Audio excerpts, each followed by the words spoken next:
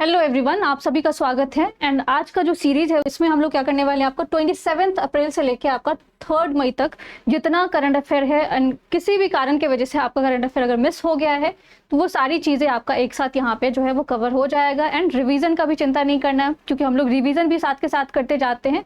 And जो static portion है जहाँ से काफ़ी इंपॉर्टेंट होता है कि आप करंट अफेयर को जब भी पढ़ते हो तो स्टैटिक पोर्शन से उसको रिलेट करके पढ़ते जाओ ताकि आपको चीज़ें भूल ना सको। एंड जो अगर नया क्वेश्चन एग्जाम में आता है, स्टैटिक क्वेश्चन आता है, तो वो भी आपका बन सके। सो ये पूरा जो आपका इनिशिएटिव है इसमें हम लोग करंट अफेयर, स्टैटिक और जो आपका रिवीजन है वो तीनों चीज़ें एक साथ करने वाले हैं। सो क्योंकि जब पूरा वीक का करंट अफेयर पढ़ते हैं ना तो ऑलरेडी पूरा जो है एनर्जी ड्रेन हो जाता है, वीक आते खत्म होते होते एनर्जी बचती नहीं है। तो वापस से थोड़ा सा रिचार्ज होने के लिए हम लोग वीकली करंट अफेयर के साथ साथ वीकली मोटिवेशन भी लेके आते हैं। सो वीकली मोटिवेशन क्या है आपके लिए? वीकली मोटिवेशन है आपका believe in your preparation, trust your journey and ace your exam with a करेज।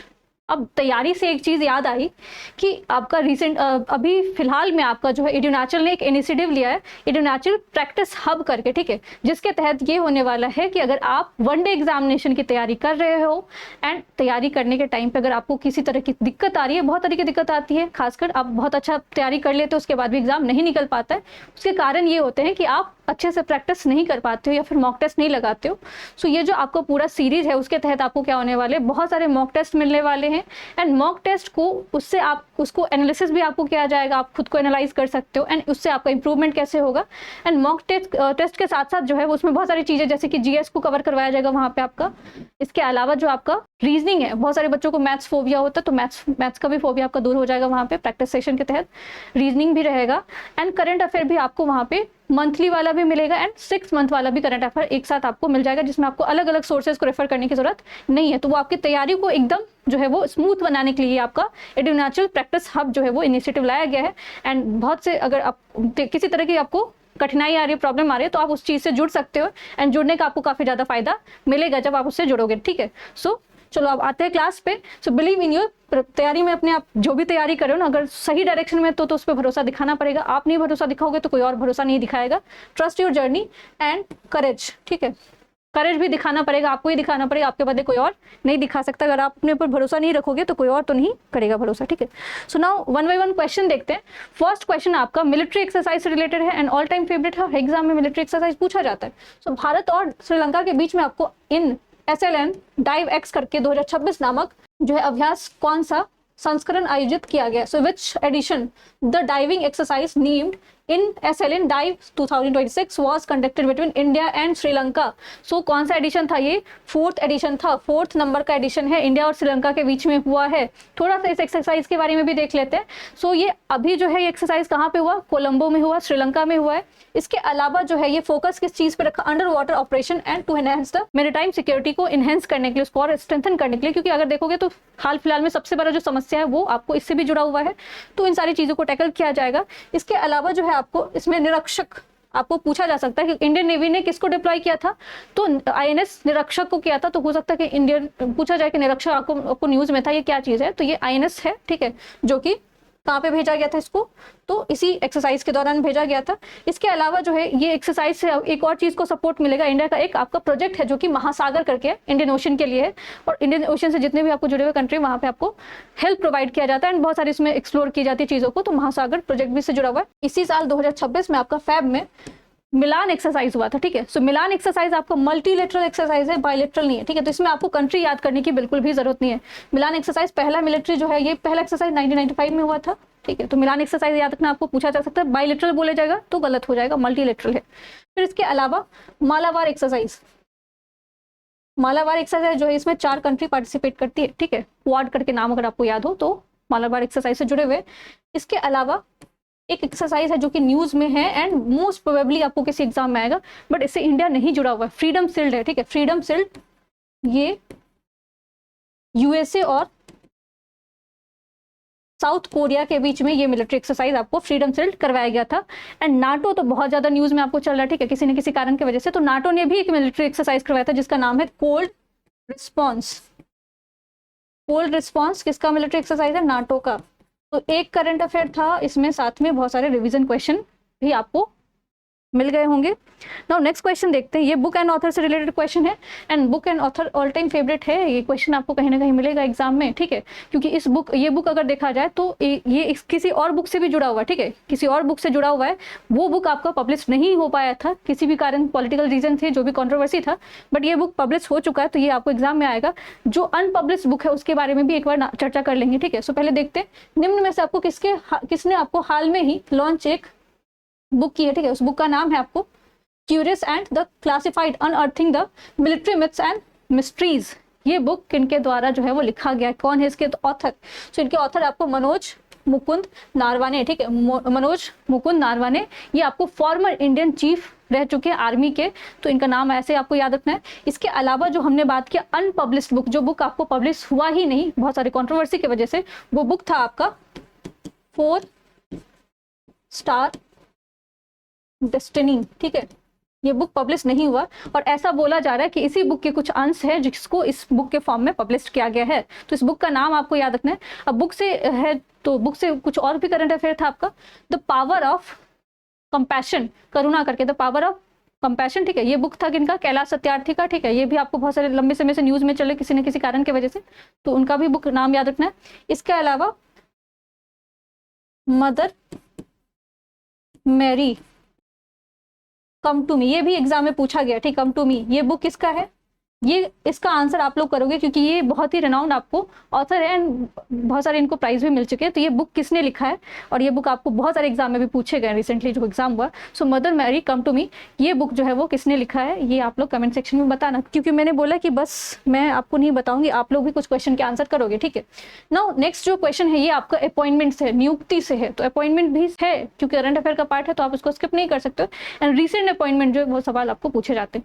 सो निम्न में से आपको किसे हाल में नीति आयोग का अध्यक्ष नियुक्त किया गया? So who among the following has recently been appointed as a vice chairperson of the NITI Aayog? Vice chairperson है, ठीक है, चेयरपर्सन नहीं, वाइस चेयरपर्सन है। सो ये कौन बने? आपको अशोक लहरी को vice chairperson of NITI Aayog बनाया गया है। नीति आयोग का फुल फॉर्म भी एग्जाम में पूछा जाता है। So national institution of transforming India जो है, इसका जो है वो फुल फॉर्म है नीति आयोग का। नीति आयोग बना कब था? जनवरी में 2015। किस चीज को रिप्लेस किया था इसने? तो प्लानिंग कमीशन ऑफ इंडिया को रिप्लेस किया था। तो क्या ये कॉन्स्टिट्यूशनल बॉडी है कि नहीं है? अगर पता है तो बताइए आप लोग, ठीक है। इसके अलावा कि नीति आयोग के फर्स्ट चेयरपर्सन अगर पूछा जाए तो ये आपको ऑटोमेटिक याद रखना है कि जो प्राइम मिनिस्टर होते हैं वही आपको नीति आयोग के चेयरपर्सन होते हैं, बट वाइस चेयरपर्सन अभी अपॉइंट हुए हैं।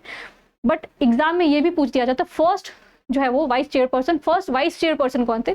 तो अरविंद पनगरिया आपको पहले वाइस चेयरपर्सन थे किसके? नीति आयोग के।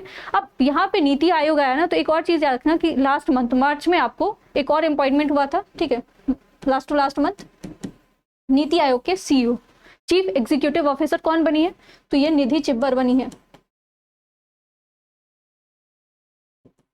ये भी नाम आपको याद रखना, ये भी कुछ भी पूछा जा सकता है, तो हर क्वेश्चन के लिए तैयार रहना है।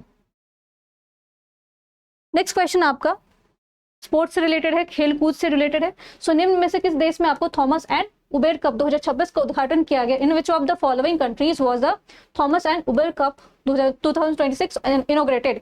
तो answer will be the Denmark में हुआ है। ये टूर्नामेंट खत्म हो चुका है आपका, अप्रैल में स्टार्ट हुआ था, मई में कंक्लूड कर दिया गया। बट सवाल आपके लिए, एक तो टूर्नामेंट हुआ कहाँ, ये ज्यादा इंपॉर्टेंट है। दूसरा ये हो सकता है कि आपको पूछा जाए कि थॉमस कप और उबेर कप किस से एसोसिएटेड है, कौन सी चीज से एसोसिएटेड है? सो ये बैडमिंटन से। अब जो आपका थॉमस है वो थॉमस आदमी है, तो याद रखना कि मेंस कैटेगरी में थॉमस कप होता है, और जो उबेर कप आपको दिख रहा है वो वुमेन्स कैटेगरी में होता है बैडमिंटन में, ठीक है। बट इतना काफी तो नहीं रहेगा, तो थोड़ा सा हम फटाफट रिवीजन कर लेते हैं। कुछ इंटरनेशनल ट्रॉफी है एंड जो आपका कौन सा स्पोर्ट्स से एसोसिएटेड है। बैडमिंटन से ऑलरेडी मैंने आपको बता दिया, थॉमस एंड उबेर कप दोनों याद रखना है। हॉकी से आपको अजलान शाह ट्रॉफी याद रखना है, ठीक है। क्रिकेट से बहुत सारे हैं, आपको हेज है, ठीक है। इसके अलावा अगर देखा जाए टाइटन है, रोथमैन है। फुटबॉल से इंपॉर्टेंट है, फुटबॉल से इसलिए इंपॉर्टेंट है कि आपको 2026 में फीफा वर्ल्ड कप, ठीक है, याद रखना है, 3 कंट्री में हो रहा है, मैक्सिको, कनाडा और यूएसए में हो रहा है। एंड इसके अलावा आपको याद रखना है कि इससे आपको फुटबॉल से कौन कौन जो रिलेटेड है, कोलंबो है, मेड्रिका कप है, यूरोपियन चैंपियनशिप है एंड यूईएफए चैंपियनशिप है। फीफा तो ऑलरेडी मैंने बता दिया। टेबल टेनिस से कौन कौन सा जो है वो कप इंपॉर्टेंट है, ऐसे सवाल जीके में पूछे जाते हैं, ठीक है। सो ये साइथन कप है, कॉर्बिटन है, ठीक है, और ग्रैंड प्रिक्स है। नाउ नेक्स्ट क्वेश्चन जो है वो आपका साइंस एंड टेक वाला क्वेश्चन है। सो निम्न में से किस राज्य में आपको भारत का पहला एनोड मटेरियल प्लांट्स लॉन्च किया गया? So in which of the following state was the India's first anode material plants launch, ठीक है। सो ये लॉन्च कहाँ पे किया गया? वेस्ट बंगाल में किया गया है। अगर इस प्लांट का नाम पूछ दिया जाए तो याद रखना आपको हिमाद्री स्पेशलिस्ट प्लांट है, जो कि ये वेस्ट बंगाल में लॉन्च किया गया, बनाया गया। नाउ यहाँ पे एनोड है, अगर आप लोगों ने केमिस्ट्री थोड़ा बहुत पढ़ा होगा, सो दो चीजें होता है, कैथोड और एनोड। एनोड पे क्या होता है आपका निगेटिव चार्ज होता है, ठीक है। इसके अलावा इस प्लांट से हेल्प क्या मिलने वाला है आपका, जो खासकर सेमी कंडक्टर वाला जो भी देखोगे तो उसमें बहुत सारे काम की जा रही है, तो उसमें काफी बेनिफिट होने वाला है। यहाँ पे ग्रेफाइट और जो आपका सिलिकॉन होता है उसको प्रोडक्शन करने में काफी ज्यादा मदद होने वाला है। तो एनोड याद रखना आपको कहाँ पे शुरू किया गया? वेस्ट बंगाल में। नाउ नेक्स्ट क्वेश्चन आपका एग्रीकल्चर से रिलेटेड है। तो इसमें आपको भारत का सबसे बड़ा मशरूम उत्पादक राज्य बनने के लिए किस राज्य ने आपको 1300, ठीक है, करोड़ का रुपए का जो आपको विशाल मशरूम मिशन शुरू किया गया? So in which state launch a massive mushroom mission of 13,000 crore to become the India's largest mushroom production. अब देखो यहाँ पे बिकम है, ऐसा नहीं कि बोल दिया गया कि ये लार्जेस्ट मशरूम जो है यहाँ पे प्रोडक्शन होता है, बनने वाले हैं, इसलिए इतना ज्यादा खर्च किया गया है, ठीक है। तो ये कौन सा स्टेट है आपका? आंध्र प्रदेश है। आंध्र प्रदेश आपको याद रखना है। बट अब मशरूम का आया है तो आपको ये भी पता होना चाहिए कि सबसे अगर पूछा जाए सबसे ज्यादा लार्जेस्ट प्रोड्यूसर कौन सा है, सबसे ज्यादा मशरूम कल्टिवेशन कहाँ पे होता है? तो ये आपका बिहार में होता है, ठीक है। बिहार में आपको सबसे ज्यादा मशरूम जो है वो कल्टीवेशन होता है। मशरूम में भी डिफरेंट वेराइटीज होते हैं आपको, ठीक है। एक वेराइटीज पे आपको उतना ज्यादा नहीं डिटेल में जाना है, बस आपको याद रखना कि कहाँ पे सबसे ज्यादा होता है, तो बिहार में होता है। एंड इनिशिएटिव जो आपको लिया गया है वो कहाँ पे लिया गया? ये आंध्र प्रदेश में लिया गया है।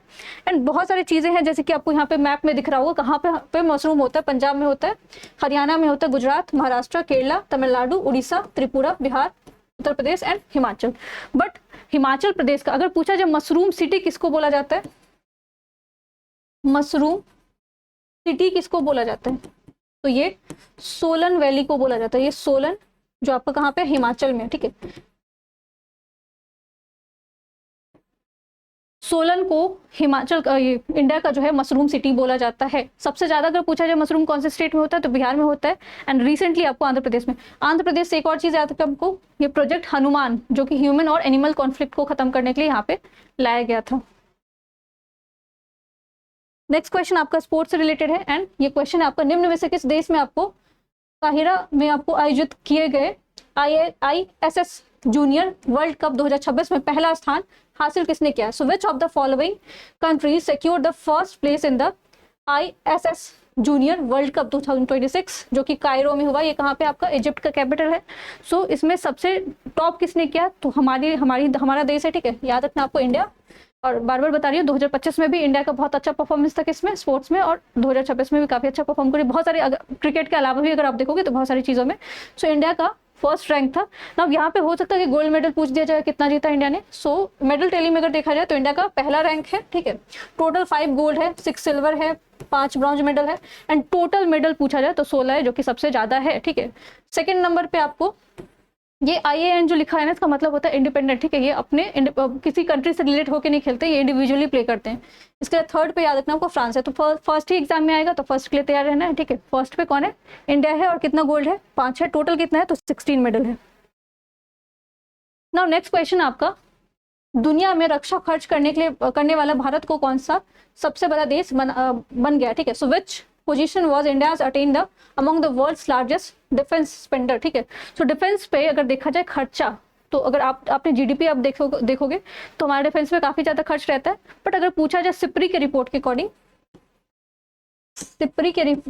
अकॉर्डिंग इंडिया का क्या जो है वो रैंक रहा है किस चीज में? डिफेंस पे खर्च करने के मामले में। सो इंडिया का रैंक है आपका 5th रैंक, ठीक है। बट इंडिया का तो रैंक आपने याद कर लिया, बट इसके अलावा अगर पूछ दिया कि अदर कंट्री कौन सा फर्स्ट पे है, तो आपको याद रखना है USA, ठीक है। USA सबसे ज्यादा खर्च करता है डिफेंस पे। यहाँ पे कुछ डेटा लिखा हुआ है आपको, 831.5 बिलियन, ठीक है। फिर उसके बाद चाइना है आपका, ये 303 बिलियन है, ठीक है। फिर आपका रसिया है, फिर जर्मनी है, इंडिया। तो इंडिया 5th पे है, आपको याद रखना है, और फर्स्ट पे जो है यूएसए, वो याद रखना है। तो फर्स्ट और अपना जो है कंट्री का याद रखना होता है। अब रैंकिंग आया, तो रैंकिंग से एक और चीज रिवाइज कर लेते हैं। लास्ट वीक आपका आईएमएफ का, ठीक है, इंटरनेशनल मॉनेटरी फंड ने आपको एक रैंक रिलीज किया था, जिसके अकॉर्डिंग जीडीपी को लेके आपको सवाल आया था जीडीपी में, ठीक है। तो इन टर्म्स ऑफ जीडीपी, ठीक है, in terms of GDP India का जो है वो क्या रैंकिंग रहा? इंडिया का रैंकिंग है आपका 6th रहा है, ठीक है, 6th रैंकिंग पे इंडिया आ चुका है। और कितना हमारा जो है अभी इकोनॉमी है इन टर्म्स ऑफ ट्रिलियन, तो आपको 415 से लेके 418 के बीच में ट्रिलियन इकोनॉमी है हमारा। अगर आपको पता है तो हमारा टारगेट अभी कितना है बताना, आप लोग कितना हम लोग का टारगेट है उस पर बताना, ठीक है। ये 4 पॉइंट है, ठीक है, 400 मत समझना, 4.15 है या 4.18 है। तो ये पॉइंट बस याद रखना, इतना अप्रॉक्स में याद रखना कि 4 के आसपास है, ठीक है। बट हमारा टारगेट इससे बहुत ज्यादा है, ठीक है। वो नेक्स्ट क्वेश्चन में आपको बताऊंगी मैं। नेक्स्ट क्वेश्चन ये भी इंपॉर्टेंट है, ये आएगा एग्जाम में, ठीक है, और बहुत चर्चा में चल रहा है किस चीज को लेकर। तो अप्रैल में 2026 में आपको केंद्र शासित प्रदेश लद्दाख में आपको कितने नए जिलों का निर्माण की घोषणा की गई है। सो पहले यहाँ पे 2 ही डिस्ट्रिक्ट था, बट अब बढ़ गया, ठीक है। So how many new districts were announced to be created in the union territory of Ladakh in April 2026। सो कितना हो गया आपको, अभी मैप में देख लेते हैं इसको, ठीक है। टोटल आपको 5 हो गया, तो 5 तो याद रखना ही, बट मैप से चीजों को याद रखना, मे भी नाम पूछ ले आपसे, ठीक है। सो पहले से आपको लेह था, ठीक है, और कारगिल था। लेह और कारगिल पहले से था, बट ऐड कौन कौन सा हुआ आपका? झंस्कर, ठीक है, द्रास और नुब्रा, चांगथांग और साम। ये आपको नाम याद रखना, झंस्कर, द्रास, चांगथांग, नुब्रा और साम। तो 5 अभी ऐड हुआ है, 1 2 3 4 5, ठीक है, 5 ऐड हुआ है, 2 पहले से था। तो टोटल अगर पूछा जाए तो टोटल आपको कितना हो गया? टोटल 7 हो गया, बट ऐड जो है वो अभी कितना हुआ? 5 हुआ, ठीक है। तो ये क्वेश्चन का डिफरेंस याद रखना। अगर पूछा जाए टोटल कितना डिस्ट्रिक्ट है तो इसके लिए भी तैयार है ना 7। अगर पूछा जाए अभी कितना ऐड हुआ तो 5, और 5 का नाम भी याद रखना है आपको। नाउ नेक्स्ट क्वेश्चन, निम्न में से किस देश में आपको हाल में ही पेट्रोलियम निर्यातक देश संगठन, जिसको ओपेक बोला जाता है, समूह से अलग होने की घोषणा की है? So which of the following country recently announced its withdrawal from the organisation of petroleum exporting countries? So इसमें किसने अनाउंस किया आपको? यूएई ने, ठीक है, यूनाइटेड अरब एमिरेट्स ने अनाउंस किया कि ये ओपेक ग्रुप को छोड़ने वाला है ना। ओपेक क्या है आपको नाम से ही पता चल गया होगा। ओपेक आपको 1960s में बना था, इस चीज के लिए, जो आपका ऑयल प्राइस है, अगर देखोगे तो उसमें बहुत ज्यादा फ्लक्चुएशन होता है। तो पहले अपना जिसको भी जिस हिसाब से होता था क्या करते थे, जो है वो प्राइस डिसाइड कर लेते थे। बट ये ऑर्गेनाइजेशन बनाया गया, इस ऑर्गेनाइजेशन में आपको बहुत सारे कंट्री थे। अभी कितने कंट्री ओपेक में? तो टोटल 11 कंट्री है, ठीक है। सो ये कंट्री मिलकर डिसाइड करती है कि ऑयल प्राइस आपको कितना रहने वाला है। सब आपसी जो है इनका जो है सहमति होता है, उसके बाद ये प्राइस जो डिसाइड करते हैं। बट इसको लीव कर दिया, किसने छोड़ दिया? यूएई ने। तो आपको याद रखना है।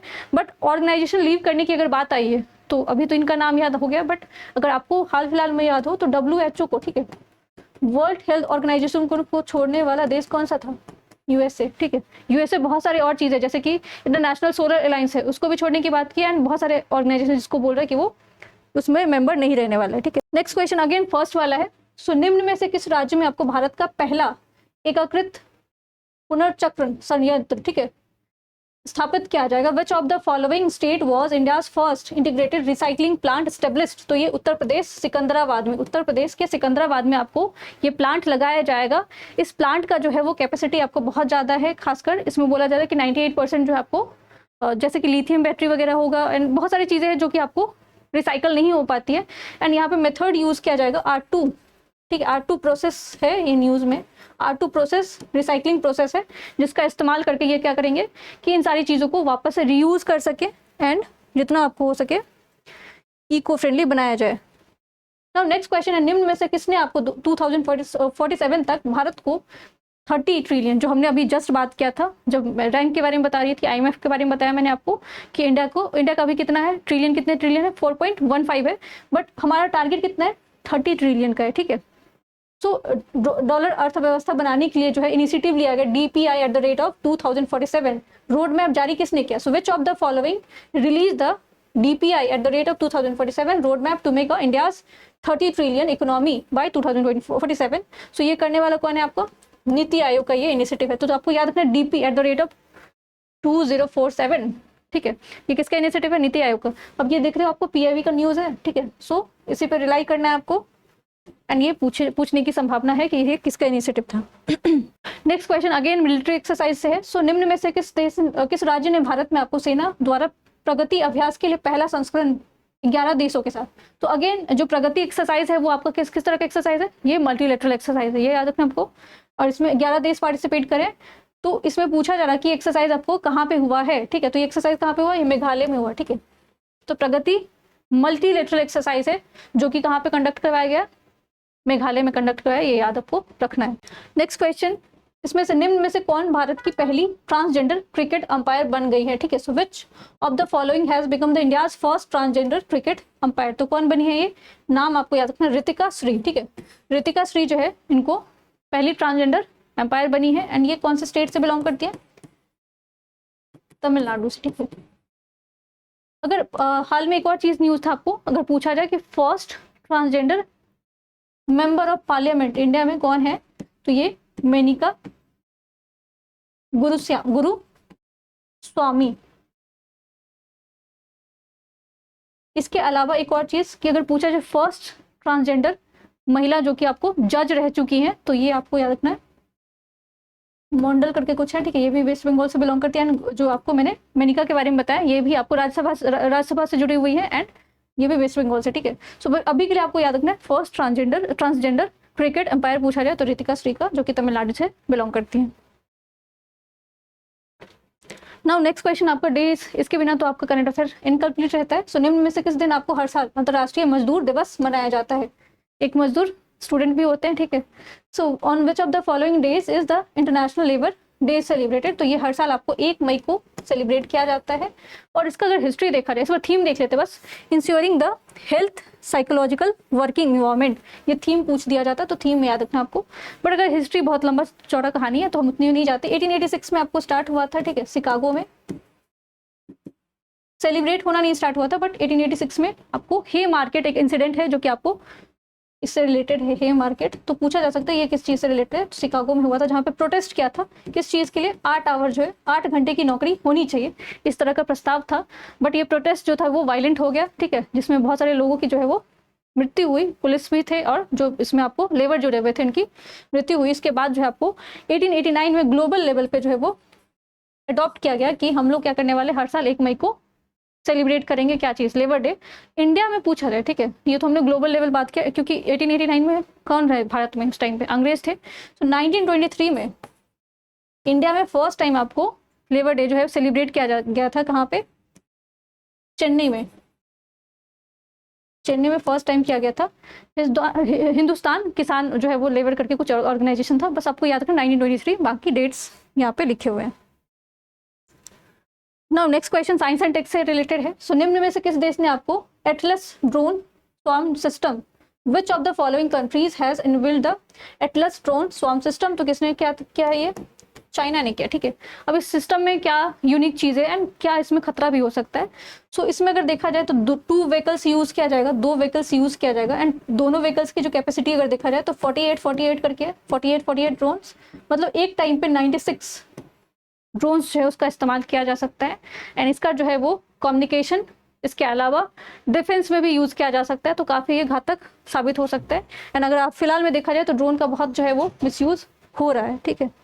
नेक्स्ट क्वेश्चन आपका, उत्तर प्रदेश में सबसे लंबे एक्सप्रेसवे का उद्घाटन प्रधानमंत्री नरेंद्र मोदी जी ने कहाँ पे किया। Where did the prime minister inaugurated the Uttar Pradesh longest expressway. So ये गंगा एक्सप्रेसवे के नाम से जाना जाता है। सो इसको कहाँ पे जो है इसको लेके आए, तो ये आपको याद रखना है, मेरठ, ठीक है। सो ये अभी तक का उत्तर प्रदेश का सबसे लॉन्गेस्ट एक्सप्रेसवे है, इसलिए आपको याद रखना है। इसमें 37,000 करोड़ के आसपास इसमें लागत लगाई गई है। गंगा एक्सप्रेसवे नाम है, कहाँ से कहाँ तक चलने वाला है, तो ये प्रयागराज से लेके मेरठ तक, और प्रयागराज से मेरठ तक आप 6 घंटे में आराम से पहुंच सकते हो, जो कि पहले काफी लंबा टाइम लगता था।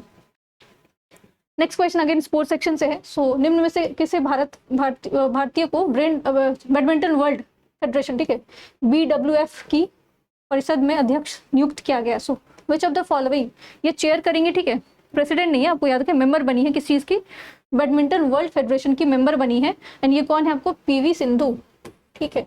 अब BWF है बैडमिंटन वर्ल्ड फेडरेशन, ये कब बना था, 1934 में बना था। इसके अलावा पहले इसका हेडक्वार्टर कहाँ पे था, इंग्लैंड में था, बट अभी अगर हेडक्वार्टर पूछा जाए आपको इसका हेडक्वार्टर कहाँ पे, तो ये मलेशिया में है। इसका हेडक्वार्टर कहाँ पे, मलेशिया में। नेक्स्ट क्वेश्चन है आपका एआई पॉलिसी, ठीक है। सो निम्न में से किस राज्य ने सरकार ने आपको हाल में ही 2026 में मंजूरी दी है एआई पॉलिसी को लेकर। So which of the following state government has recently approve the AI policy 2026। तो ये अप्रूवल देने वाला राज्य कौन सा बना है, महाराष्ट्र। नेक्स्ट क्वेश्चन अगेन आपका स्कीम से रिलेटेड है। सो निम्न में से किस राज्य ने आपको सरकार ने श्रमिक को रोजगार के अवसर प्रदान करने के लिए आपको ई श्रम साथी ऐप लॉन्च किया। So which of the following state government has launch the e Shram Saathi app, ठीक है, जिसमें एम्प्लॉयमेंट अपॉर्चुनिटी दिया जाएगा वर्कर्स को। तो ये लाने वाला स्टेट कौन सा है, छत्तीसगढ़। ई श्रम ऐप याद रखना आपको कौन से राज्य ने लाया है, तो ये छत्तीसगढ़ ने लाया। नेक्स्ट क्वेश्चन भी स्पोर्ट्स सेक्शन से रिलेटेड है आपको। सो निम्न में से किसने आपको IBSF वर्ल्ड बिलियर्ड्स चैंपियनशिप 2026 का खिताब जीता है। सो who among the following has won the IBSF world billiards championship 2026। तो ये जीतने वाले कौन बने, सौरभ कोठारी, ठीक है। और याद रखना आपको फाइनलिस्ट कौन थे, आपको पंकज आडवाणी भी थे एंड सौरभ कोठारी के बीच में मैच हुआ था, जीता किसने, आपको सौरभ कोठारी ने, ठीक है। नेक्स्ट क्वेश्चन भी इंपॉर्टेंट है। निम्न में से किस राज्य में आपको पंचायत उन्नति सूचांक 2.0 पहल जो है वो स्थान दिया गया, पहला स्थान किसको दिया गया। So which of the following state has been rank the first Panchayati development index, जिसको PDI बोलते हैं, ठीक है। सो इंडेक्स 2.0 है, जिसमें टॉप किसने किया, त्रिपुरा ने किया है। बाकी जो स्टेट है उसका भी रैंकिंग देख लेते हैं। फर्स्ट पे आपको कौन सा है, त्रिपुरा है, सेकंड पे केरला है एंड थर्ड पे उड़ीसा है। सो 3 रैंकिंग टॉप 3 आपको याद रहना चाहिए, त्रिपुरा फर्स्ट है एंड लास्ट ईयर भी त्रिपुरा जो है इस पे फर्स्ट था, किसमें, जो आपका पंचायती डेवलपमेंट इंडेक्स रिलीज होता है। अब पंचायती से एक और चीज आपको याद रखना चाहिए कि 24 अप्रैल को क्या हुआ है, पंचायती डे होता है, पंचायती दिवस होता है, नेशनल पंचायती दिवस। इसीलिए इसी दिन आपको ये डेटा भी रिलीज किया जाता है। तो ये याद रखना कि टॉप परफॉर्मिंग पंचायती अगर पूछा जाए, इसमें बहुत सारे कैटेगरी होते हैं, बट ओवरऑल अगर पूछा जाए तो किसने टॉप किया, कौन से स्टेट ने, त्रिपुरा ने किया। नाउ नेक्स्ट क्वेश्चन है आपका। सो निम्न में से किस राज्य में आपको भारत का पहला एकीकृत बासमती और जैविक जो परीक्षण केंद्र स्थापित किया जाएगा। So in which of the following state was India's first integrated basmati and organic training centre जो है एस्टेब्लिश किया जाएगा, कहाँ पे, उत्तर प्रदेश में। नेक्स्ट क्वेश्चन आपका ये बहुत इंपॉर्टेंट है। ये आपको जो अवार्ड सेक्शन होता है ना, और 2026 में जितने भी अवार्ड होते हैं उसमें आपको पूछने के मोस्ट प्रोबेबल चांस होते हैं, बहुत सारे एग्जाम में वैसे भी पूछा गया है। तो हाल में ही किसे आपको लुप्त प्राय इंडियन स्कीमर पक्षी के लिए संरक्षण के लिए कार्य के लिए विटले पुरस्कार से सम्मानित किया गया। So who among the following recently honour with the Whitley award 2026 conservation of the skimmer, Indian skimmer. तो ये किसको दिया गया, ये परवीन शेख को दिया गया है, ठीक है। परवीन शेख को ये अवार्ड विटले अवार्ड दिया गया ना। विटले अवार्ड जो अगर पूछा जाए आपको, इसको ग्रीन ऑस्कर अवार्ड भी बोला जाता है। अगर पूछा जाए पर्यावरण में आपको ऑस्कर अवार्ड कौन से अवार्ड को बोला जा सकता है, तो विटले अवार्ड को बोला जाता है। एंड ये विटले अवार्ड कब से देना शुरू किया गया था, 1994 से, ठीक है। और इसके अलावा बहुत सारे इंडियन पर्सनैलिटी जिनको मिला हुआ है, और परवीना शेख जो है उनको तो मिला है, ठीक है। इसके अलावा 2026 में एक और इंडियन पर्सनैलिटी जिनका नाम है बरखा, ठीक है, इनका नाम भी आपको याद रखना है। इनको भी कंजर्वेशन के लिए मिला है, बर्ड हिमालयन जो है आपको रीजन में बर्ड कंजर्वेशन के लिए इनको मिला है। एंड अगर परवीना शेख का नाम है आपको याद रखना है, ठीक है। सो विटले अवार्ड याद रखना किस चीज़ से एसोसिएटेड, एक तो यही पूछा जा सकता है, तो इन्वायरमेंट से, पर्यावरण से जुड़ा हुआ है। ग्रीन ऑस्कर इसको बोला जाता है, 1994 से स्टार्ट किया गया था एंड बहुत सारे भारतीयों को मिल चुका है। 2026 में अदर भी पर्सनैलिटी को मिला, ऐसा नहीं कि बस इंडियन को मिला है, 2 इंडियन है, बट इसके अलावा और भी लोगों को मिला है। सो आपको बस इंडियन नाम याद रखना, परवीना शेख एंड बरखा का नाम याद रखना, जिनको ये विटले अवार्ड मिला है। तो ये आपका पूरा करंट अफेयर था, जितने इंपॉर्टेंट क्वेश्चन थे सब एक साथ कवर हो गया होगा आई होप। एंड जो इनिशिएटिव लिया गया उससे प्लीज आप जुड़े, ठीक है, उससे आपका काफी बेनिफिट होगा। वीडियो पसंद आता तो वीडियो को लाइक करें, चैनल को subscribe. Thank you so much.